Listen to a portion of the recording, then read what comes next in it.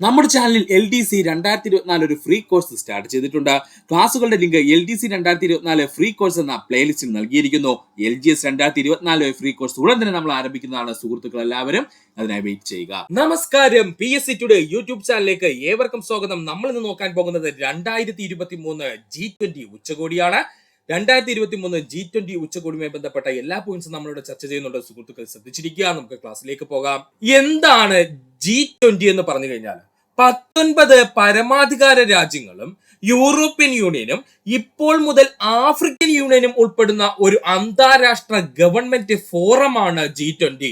ഒന്നുകൂടി പറയാം സുഹൃത്തുക്കളെ, 19 പരമാധികാര രാജ്യങ്ങളും യൂറോപ്യൻ യൂണിയനും 2023 മുതൽ ആഫ്രിക്കൻ യൂണിയനും ഉൾപ്പെടുന്ന ഒരു അന്താരാഷ്ട്ര ഗവൺമെന്റ് ഫോറമാണ് G20 എന്ന പേരിൽ അറിയപ്പെടുന്നത്. 1999 G20 സ്ഥാപിതമായത്. ഇമ്പോർട്ടന്റ് പോയിന്റ്, 1999 G20 സ്ഥാപിതമായത്. G20 ഉച്ചകോടിയുടെ ഔദ്യോഗിക ഭാഷകൾ ചോദിച്ചു കഴിഞ്ഞാൽ അത് ഇംഗ്ലീഷ്, ഫ്രഞ്ച്, സ്പാനിഷ് ചോദിച്ചിട്ടുള്ള ചോദ്യമാണ്. G20 ഉച്ചകോടിയുടെ ഔദ്യോഗിക ഭാഷകൾ ചോദിച്ചു കഴിഞ്ഞാൽ അത് ഇംഗ്ലീഷിലും ഫ്രഞ്ചിലും സ്പാനിഷിലുമാണ്. 2023 G20 അധ്യക്ഷത വഹിച്ച രാജ്യം ചോദിച്ചത് നമ്മുടെ സ്വന്തം ഇന്ത്യയാണ്. ഇന്ത്യയിൽ തന്നെ ഡൽഹിയിലെ പ്രഗതി മൈതാനിലെ ഭാരത് മണ്ഡപം ഇന്റർനാഷണൽ എക്സിബിഷൻ കൺവെൻഷൻ സെന്ററിൽ വെച്ചായിരുന്നു 2023 G20 ഉച്ചകോടി നടന്നത്. ഒന്നുകൂടി പറയാം, 2023 G20 ഉച്ചകോടിയുടെ അധ്യക്ഷത വഹിച്ച രാജ്യം ചോദിച്ചത് നമ്മുടെ ഇന്ത്യയാണ്.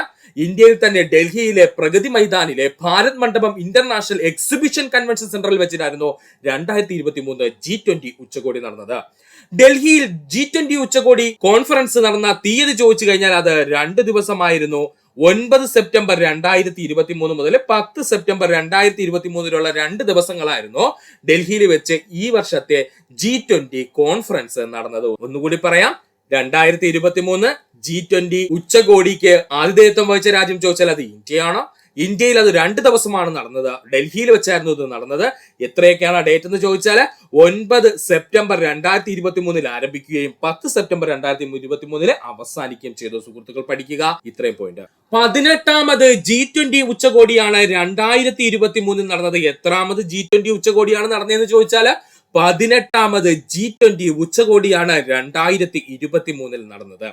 2023 G20 ഉച്ചകോടിയുടെ പ്രമേയമായിരുന്നു വസുദൈവ കുടുംബകം. പഠിക്കുക, 2023 G20 ഉച്ചകോടിയുടെ പ്രമേയം എന്താണ് എന്ന് ചോദിച്ചു കഴിഞ്ഞാൽ അതാണ് വസുദൈവ കുടുംബകം.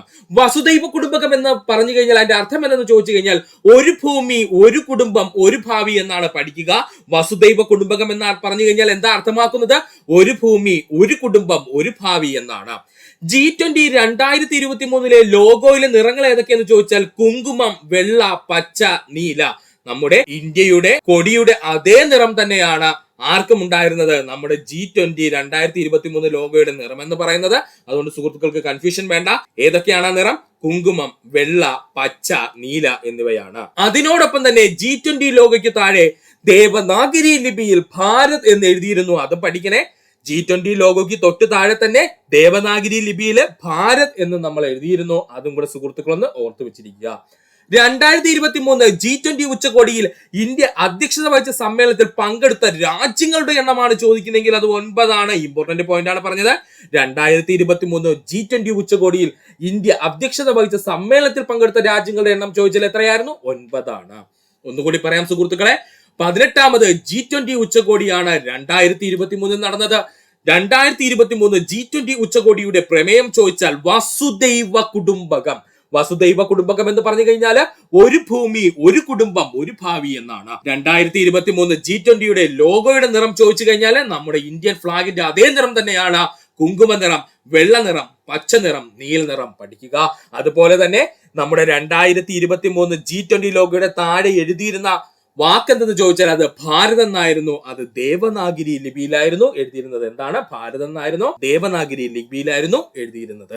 2023 G20 ഉച്ചകോടിയിൽ ഇന്ത്യ അധ്യക്ഷത വഹിച്ച സമ്മേളനത്തിൽ പങ്കെടുത്ത രാജ്യങ്ങളുടെ എണ്ണം ചോദിച്ചാൽ എത്രയാണ്? 9. എത്ര രാജ്യങ്ങളാണ് സുഹൃത്തുക്കളെ? 9 രാജ്യങ്ങളാണ്. G20 സമ്മേളനത്തിന്റെ ഭാഗമായുള്ള ഡിജിറ്റൽ ഇക്കണോമി വർക്കിംഗ് ഗ്രൂപ്പ് മന്ത്രിമാരുടെ യോഗം ചേർന്ന നഗരം ബാംഗ്ലൂരാണ്. പഠിക്കണം. G20 സമ്മേളനത്തിന്റെ ഭാഗമായുള്ള ഡിജിറ്റൽ ഇക്കണോമി വർക്കിംഗ് ഗ്രൂപ്പ് മന്ത്രിമാരുടെ യോഗം ചേർന്ന നഗരം ഏതാണ്? നമ്മുടെ ബാംഗ്ലൂർ നഗരത്തിൽ വെച്ചായിരുന്നു. 2023 G20 ഉച്ചകോടി വിദേശമന്ത്രിമാരുടെ യോഗം നടന്ന സ്ഥലം ചോദിച്ചാൽ അത് ന്യൂഡൽഹി. ഇമ്പോർട്ടന്റ് പോയിന്റ് ആണ് ഇതെല്ലാം. ഇങ്ങനെ സെപ്പറേറ്റ് ചെയ്ത് തന്നെ PSC ചോദിക്കും. അതുകൊണ്ട് നമ്മൾ അത് പഠിക്കേണ്ടതുണ്ട്. 2023 G20 ഉച്ചകോടി വിദേശമന്ത്രിമാരുടെ യോഗം നടന്ന സ്ഥലം ചോദിച്ചു കഴിഞ്ഞാൽ അത് ന്യൂഡൽഹിയാണ്. 2023 G20 സമ്മേളനത്തിന്റെ ഭാഗമായുള്ള ആദ്യത്തെ വ്യാപാര നിക്ഷേപ വർക്കിംഗ് ഗ്രൂപ്പ് യോഗം നടന്നത് മുംബൈയിലാണ്. ഇമ്പോർട്ടന്റ് പോയിന്റ് ആണ് പറഞ്ഞത്. G20 സമ്മേളനത്തിന്റെ ഭാഗമായുള്ള ആദ്യത്തെ വ്യാപാര നിക്ഷേപ വർക്കിംഗ് ഗ്രൂപ്പ് യോഗത്തിന്റെ ഉദ്ഘാടനം ചെയ്ത് അല്ലെങ്കിൽ നടന്നത് എവിടെയാണെന്ന് ചോദിച്ചാൽ അത് മുംബൈയിലാണ്. G20 സമ്മേളനത്തിന്റെ ഭാഗമായി ഹെൽത്ത് വർക്കിംഗ് ഗ്രൂപ്പ് മന്ത്രിമാരുടെ യോഗം നടന്ന നഗരം ചോദിച്ചാൽ അത് ഗാന്ധിനഗർ ആണ്. പഠിക്കുക. G20 സമ്മേളനത്തിന്റെ ഭാഗമായി ഹെൽത്ത് വർക്കിംഗ് ഗ്രൂപ്പ് മന്ത്രിമാരുടെ യോഗം നടന്ന ഇന്ത്യൻ നഗരം ചോദിച്ചു കഴിഞ്ഞാൽ എവിടെയാണ്? അത് ഗാന്ധിനഗറാണ്. G20 മുഖ്യശാസ്ത്ര ഉപദേഷ്ടാക്കളുടെ വട്ടമേശ സമ്മേളനത്തിന് ആതിഥ്യം വഹിച്ച നഗരം ചോദിച്ചാൽ അത് ന്യൂഡൽഹിയാണ്. G20 മുഖ്യ ശാസ്ത്ര ഉപദേഷ്ടാക്കന്മാരുടെ വട്ടമേശ സമ്മേളനത്തിന് ആതിഥ്യം വഹിച്ച നഗരം ചോദിച്ചാൽ അത് ന്യൂഡൽഹിയാണ്. ഒന്നുകൂടി പറയാം. 2023 G20 സമ്മേളനത്തിന്റെ ഭാഗമായി ഡിജിറ്റൽ ഇക്കണോമി വർക്കിംഗ് ഗ്രൂപ്പ് മന്ത്രിമാരുടെ യോഗം ചേർന്ന നഗരം ബാംഗ്ലൂരാണ്. 2023 G20 ഉച്ചകോടി വിദേശമന്ത്രിമാരുടെ യോഗം നടന്ന സ്ഥലം ചോദിച്ചാൽ അത് ന്യൂഡൽഹിയാണ്. G20 സമ്മേളനത്തിന്റെ ഭാഗമായുള്ള ആദ്യത്തെ വ്യാപാര നിക്ഷേപ വർക്കിംഗ് ഗ്രൂപ്പ് യോഗം നടന്നത് എവിടെയെന്ന് ചോദിച്ചാൽ അത് മുംബൈയിലാണ്. G20 സമ്മേളനത്തിന്റെ ഭാഗമായിട്ട് ഹെൽത്ത് വർക്കിംഗ് ഗ്രൂപ്പ് മന്ത്രിമാരുടെ യോഗം നടന്ന നഗരം ചോദിച്ചാൽ അത് ഗാന്ധിനഗറാണ്. ഇവിടെ നിന്ന് പഠിക്കുക. ഗാന്ധി ഹെൽത്ത് നോക്കുമെന്നങ്ങ് പഠിക്കുക കേട്ടോ. ഗാന്ധി ഹെൽത്ത് നോക്കുമെന്നങ്ങ് പഠിക്കുക. അപ്പോ ഗാന്ധിനഗറിലാണ് G20 സമ്മേളനത്തിന്റെ ഭാഗമായിട്ടുള്ള ഹെൽത്ത് വർക്കിംഗ് ഗ്രൂപ്പിന്റെ മന്ത്രിമാരുടെ യോഗം നടന്നത്.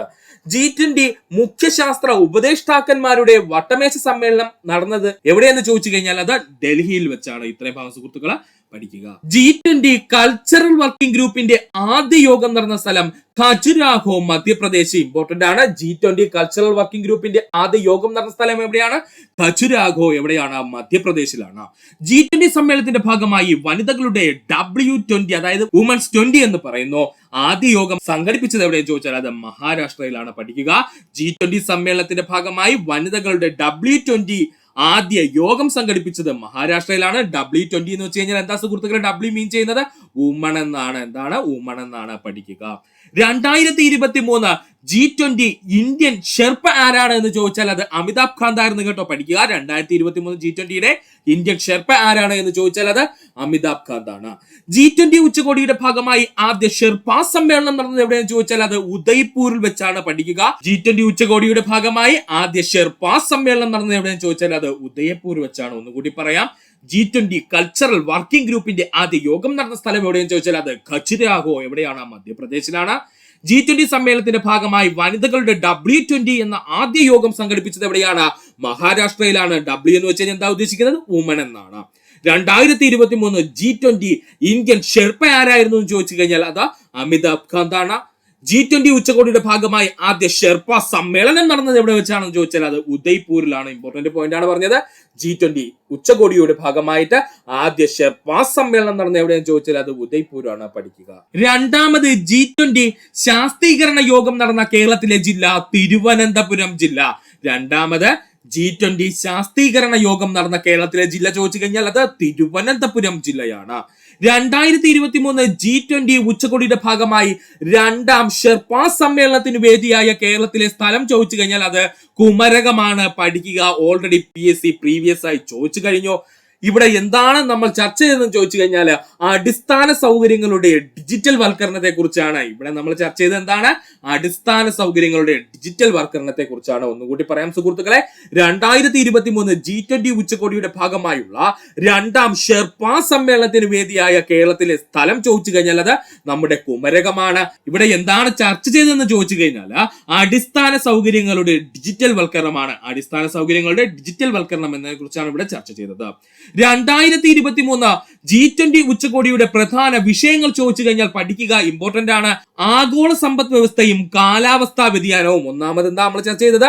ആഗോള സമ്പദ് വ്യവസ്ഥയും കാലാവസ്ഥാ വ്യതിയാനത്തെ കുറിച്ചും ഭക്ഷ്യസുരക്ഷയും സുസ്ഥിരമായ കൃഷിയെ പറ്റിയും സുസ്ഥിരമായ കൃഷിയെ പറ്റിയും നവീകരണവും ഡിജിറ്റലൈസേഷനും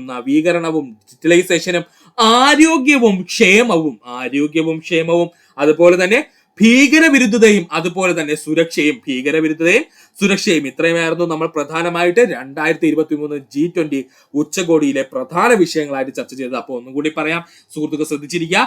2023 G20 ഉച്ചകോടിയുടെ ഭാഗമായ പ്രധാന വിഷയങ്ങൾ ചോദിച്ചു കഴിഞ്ഞാൽ ആഗോള സമ്പദ് വ്യവസ്ഥയും കാലാവസ്ഥാ വ്യതിയാനവും ഭക്ഷ്യസുരക്ഷയും സുസ്ഥിരമായ കൃഷിരീതിയും നവീകരണവും ഡിജിറ്റലൈസേഷനും ആരോഗ്യവും ക്ഷേമവും ഭീകരവിരുദ്ധതയും അതുപോലെ തന്നെ സുരക്ഷയും. ചൈനയുടെ ബെൽറ്റ് ആൻഡ് റോഡ് പദ്ധതിക്ക് ബദലാകാൻ G20യിൽ ഇന്ത്യ പ്രഖ്യാപിച്ച പുതിയ വ്യാപാര ഇടനാഴിയാണ് ഇന്ത്യൻ മിഡിൽ ഈസ്റ്റ് യൂറോപ്പ് സാമ്പത്തിക ഇടനാഴി. ഇങ്ങനെ തന്നെ പഠിച്ചു വെച്ചോളണം, ഇമ്പോർട്ടന്റ് ആണ്. G20 ഉച്ചകോടി 2023 G20യുടെ ഭാഗമായി കൂട്ടിച്ചേർക്കപ്പെട്ടതാണെന്ന് ചോദിച്ചാൽ അത് ആഫ്രിക്കൻ യൂണിയൻ ആണ്. മോസ്റ്റ് ഇമ്പോർട്ടന്റ് പോയിന്റ്, PSCയുടെ ഷുവർ ഷോട്ട് ക്വസ്റ്റ്യൻ ആണ് പറഞ്ഞത്. 2023 G20 ഉച്ചകോടിയിൽ G20യുടെ ഭാഗമായി ചേർക്കപ്പെട്ടത് എന്ന് ചോദിച്ചു കഴിഞ്ഞാൽ അത് ആഫ്രിക്കൻ യൂണിയൻ ആണ്. G21 രാജ്യങ്ങളിൽ അവസാനമായി കൂട്ടിച്ചേർക്കപ്പെട്ടത് ആഫ്രിക്കൻ യൂണിയൻ ആണ്. ഡൗട്ട് വേണ്ട സുഹൃത്തുക്കളെ, G20 ആയിരുന്നു 2022 വരെ നമുക്ക് G20 എന്ന് പറയാം. എന്നാൽ ആഫ്രിക്കൻ യൂണിയനോട് ചേർന്നതോടുകൂടി ഇപ്പോൾ നമുക്കത് G21 രാജ്യങ്ങളാണ് കേട്ടോ. എത്രയാണ്? G21 ആയിട്ട് മാറിയിട്ടുണ്ട്. അതുകൊണ്ട് സുഹൃത്തുക്കൾ അതിന് ഇമ്പോർട്ടൻസ് കൊടുക്കുക. G21 രാജ്യങ്ങൾ എന്ന് പറയുമ്പോൾ അതിൽ അവസാനമായി കൂട്ടിച്ചേർക്കപ്പെട്ടത് ആരെന്ന് ചോദിച്ചാൽ നമ്മുടെ ആഫ്രിക്കൻ യൂണിയൻ ആണ്. ഇനി നമുക്ക് ആഫ്രിക്കൻ യൂണിയനെ പറ്റി പഠിക്കാം. ജസ്റ്റ് ഒന്ന്, ആഫ്രിക്കൻ ഭൂഖണ്ഡത്തിലെ ഭാഗമായി വരുന്ന 55 രാജ്യങ്ങളുടെ കൂട്ടായ്മയാണ് ആഫ്രിക്കൻ യൂണിയൻ എന്ന പേരിൽ അറിയപ്പെടുന്നത്. ആഫ്രിക്കൻ ഭൂഖണ്ഡത്തിന്റെ ഭാഗമായി വരുന്ന 55 രാജ്യങ്ങളുടെ കൂട്ടായ്മയാണ് ആഫ്രിക്കൻ യൂണിയൻ എന്ന പേരിൽ അറിയപ്പെടുന്നത്. ആഫ്രിക്കൻ യൂണിയനിൽ G20 രാജ്യങ്ങളുടെ ഭാഗമായതോടുകൂടി ഇനി മുതൽ G21 രാജ്യങ്ങൾ എന്നായിരിക്കും അറിയപ്പെടുന്നത്. അപ്പോൾ ഇത്രയും നാൾ വരെ 2022 വരെ നമ്മൾ പറഞ്ഞിരുന്നു G20 രാജ്യങ്ങൾ എന്നാണ്. ഇനി നമ്മൾ പറയാൻ പോകുന്നത് G21 രാജ്യങ്ങൾ എന്നാണ്. മറക്കരുത്, ആഫ്രിക്കൻ യൂണിയൻ G20 രാജ്യങ്ങളുടെ ഭാഗമായതോടുകൂടി ഇനി മുതൽ G21 രാജ്യങ്ങൾ എന്നാണ് അറിയപ്പെടാൻ പോകുന്നത്. ആഫ്രിക്കൻ യൂണിയന്റെ ഇപ്പോഴത്തെ ചെയർപേഴ്സൺ ആരെന്ന് ചോദിച്ചു കഴിഞ്ഞാൽ അത് അസാലി അസൗമിനിയാണ്. ആരാണ്? അസാലി അസൗമിനിയാണ്. പഠിക്കുക. G20 ഉച്ചകോടി 2023 പ്രധാന തീരുമാനങ്ങളാണ് നമ്മൾ ഇനി നോക്കാൻ പോകുന്നത്. സുഹൃത്തുക്കൾ ശ്രദ്ധിച്ചിരിക്കുക. ആഫ്രിക്കൻ യൂണിയൻ G20 രാജ്യങ്ങളുടെ ഭാഗമായി പഠിച്ചു വെക്കുക. സിമ്പിൾ ആയിട്ട് പറഞ്ഞതാണ്. ആഫ്രിക്കൻ യൂണിയൻ G20 രാജ്യങ്ങളുടെ ഭാഗമായി ബയോഫ്യൂവൽ കരാർ നിലവിൽ വന്നു. ബയോഫ്യൂവൽ കരാർ എന്ത് ചെയ്തു? നിലവിൽ വന്നു. കണക്ടിവിറ്റി കോറിഡോർ നിലവിൽ വന്നു. കണക്ടിവിറ്റി കോറിഡോർ എന്ത് ചെയ്തു? നിലവിൽ വന്നു. അതാണ് നമ്മൾ പറഞ്ഞത് ഇന്ത്യ മിഡിൽ ഈസ്റ്റ് യൂറോപ്പ് സാമ്പത്തിക ഇടനാഴി എന്ന് പറഞ്ഞത്. അവനെ പറയുന്ന മറ്റൊരു പേരാണ് കണക്ടിവിറ്റി കോറിഡോർ എന്ന് കേട്ടോ. സുഹൃത്തുക്കൾ ഇങ്ങനെ പഠിച്ചു വെക്കാൻ ശ്രമിക്കുക. ചിലപ്പോൾ PSC ഇങ്ങനെയായിരിക്കും ചോദിക്കുന്നത്. അതുപോലെ തന്നെ ഡൽഹി പ്രഖ്യാപനം എന്തുമായി ബന്ധപ്പെട്ടിരിക്കുന്നു ചോദിച്ചാൽ ഇനി G20 ഉച്ചകോടി 2023 ബന്ധപ്പെട്ടിരിക്കുന്നു. പഠിക്കുക. ഡൽഹി പ്രഖ്യാപനം എന്തുമായി ബന്ധപ്പെട്ടിരിക്കുന്നു സുഹൃത്തുക്കളെ? G20 ഉച്ചകോടി 2023 ബന്ധപ്പെട്ടിരിക്കുന്നു. ഇത് പഠിക്കാനായിട്ട് ഒരു സിമ്പിൾ ഐഡിയ പറഞ്ഞു തരാം. ABCD എന്നങ്ങ് പഠിക്കുക. G20 ഉച്ചകോടിയിലെ പ്രധാന തീരുമാനങ്ങൾ ചോദിച്ചു കഴിഞ്ഞാൽ ABCD എന്നങ്ങ് പഠിക്കുക. A എന്ന് വെച്ച് കഴിഞ്ഞാൽ ആഫ്രിക്കൻ യൂണിയൻ G20 രാജ്യങ്ങളുടെ ഭാഗമായി, B എന്ന് പറഞ്ഞു കഴിഞ്ഞാൽ ബയോഫ്യൂവൽ കരാർ നിലവിൽ വന്നു. അതുപോലെ C എന്ന് പറഞ്ഞു കഴിഞ്ഞാൽ കണക്ടിവിറ്റി കോറിഡോർ നിലവിൽ വന്നു. D എന്ന് പറഞ്ഞു കഴിഞ്ഞാൽ ഡൽഹി പ്രഖ്യാപനം. സുഹൃത്തുക്കൾ ഒരിക്കലും മറക്കില്ല, ഈ പോയിന്റ് ഇമ്പോർട്ടന്റ് ആണ്, പഠിക്കുക. 2021 G20 ഉച്ചകോടി വേദി ഇറ്റലിയിലെ റോമിലായിരുന്നു. 2021 G20 ഉച്ചകോടിയുടെ വേദി എവിടെയായിരുന്നു? ഇറ്റലി, റോമിലായിരുന്നു. 2022 G20 ഉച്ചകോടിയുടെ വേദി ഇന്തോനേഷ്യയായിരുന്നു. 2022 G20 ഉച്ചകോടിയുടെ വേദി എവിടെയെന്ന് ചോദിച്ചാൽ അത് ഇന്തോനേഷ്യയായിരുന്നു. 2023 G20 ഉച്ചകോടിയുടെ വേദി നമ്മുടെ സ്വന്തം ഇന്ത്യയായിരുന്നു. അതുപോലെ തന്നെ 2024 G20 ഉച്ചകോടിയുടെ വേദി ചോദിച്ചു കഴിഞ്ഞാൽ അത് ബ്രസീലാണ്. മോസ്റ്റ് ഇമ്പോർട്ടന്റ് ആയിട്ട് പഠിക്കാനുള്ളത് 2023 G20 ഉച്ചകോടി തന്നെ പഠിക്കുക. ഇന്ത്യയാണ്. ഇന്ത്യയെ തന്നെ എവിടെയാണ് സുഹൃത്തുക്കളെ? നമ്മൾ ഡൽഹിയിലാണ്. അത് വ്യക്തമായിട്ട് നമ്മൾ പറഞ്ഞിരുന്നു. ക്വസ്റ്റ്യൻ എളുപ്പമാവുന്നുണ്ടെങ്കിൽ ഉറപ്പായിട്ടും ഈ ഭാഗത്തിന്റെ ചോദ്യം നമുക്ക് പ്രതീക്ഷിക്കാം. അപ്പോൾ 2021 G20 ഉച്ചകോടിയുടെ വേദി ചോദിച്ചു കഴിഞ്ഞാൽ അത് ഇറ്റലി, റോമാണ്. 2022 G20 ഉച്ചകോടിയുടെ വേദി ചോദിച്ചു കഴിഞ്ഞാൽ അത് ഇന്തോനേഷ്യയാണ്. 2023 G20 ഉച്ചകോടിയുടെ വേദി ചോദിച്ചാൽ അത് ഇന്ത്യയാണ്. ഇന്ത്യയിൽ എവിടെയായിരുന്നു? ഡൽഹിയിലായിരുന്നു. 2024 G20 ഉച്ചകോടിയുടെ വേദി ചോദിച്ചു കഴിഞ്ഞാൽ അത് ബ്രസീലാണ്. ഇത്രയുമായിരുന്നു നമ്മൾ 2023 G20 ഉച്ചകോടിയുമായി ബന്ധപ്പെട്ട് പഠിച്ചത്. ഇവയിലെല്ലാം മോസ്റ്റ് ഇമ്പോർട്ടന്റ് പോയിന്റുകൾ തന്നെയാണ്. അത്രയും ഇമ്പോർട്ടൻസ് പോയിന്റ്സ് മാത്രം നമ്മൾ ഉൾപ്പെടുത്തിയ ഒരു ക്ലാസ് ആണ് ഇവിടെ അറേഞ്ച് ചെയ്തത്. സുഹൃത്തുക്കൾ ഈ ഭാഗങ്ങളെല്ലാം വ്യക്തമായിട്ട് പഠിച്ചിട്ട് വേണം നാളെ എക്സാമിന് പോകാനുള്ളത്. എല്ലാ സുഹൃത്തുക്കൾക്കും ആശംസകൾ നേരുന്നു. അതിനോടൊപ്പം തന്നെ നിങ്ങൾക്ക് ഈ വീഡിയോ ഇഷ്ടമായി എങ്കിൽ നിങ്ങളുടെ സുഹൃത്തുക്കൾ കൂടി ഒന്ന് ഷെയർ ചെയ്ത് കൊടുക്കുക. അതിനോടൊപ്പം തന്നെ ഈ ചാനൽ സബ്സ്ക്രൈബ് ചെയ്ത് സഹായിക്കുക. സബ്സ്ക്രൈബ് ബട്ടനോട് ചേർന്നുള്ള ബെൽ ബട്ടൺ അമർത്തി കഴിഞ്ഞാൽ നമ്മൾ അപ്ലോഡ് ചെയ്യുന്ന വീഡിയോകൾ അപ്പോൾ തന്നെ നിങ്ങളിലെത്തുന്നതാണ്. സുഹൃത്തുക്കൾ എല്ലാവർക്കും നന്ദി, നമസ്കാരം, നല്ലൊരു ദിവസം നേരുന്നു. ഈ ചാനലിന്റെ വളർച്ച എന്ന് പറയുന്ന സുഹൃത്തുക്കളെ നിങ്ങളുടെ സബ്സ്ക്രിപ്ഷനും അതിനോടൊപ്പം തന്നെ നിങ്ങളുടെ സപ്പോർട്ടുമാണ്. ഒത്തിരി സുഹൃത്തുക്കൾ ഇപ്പോഴും സബ്സ്ക്രൈബ് ചെയ്യാതെ കാണുന്നുണ്ട്. ദയവ് ചെയ്ത് സബ്സ്ക്രൈബ് ചെയ്ത് ഈ ചാനൽ ഒന്ന് സപ്പോർട്ട് ചെയ്യുക, സഹായിക്കുക.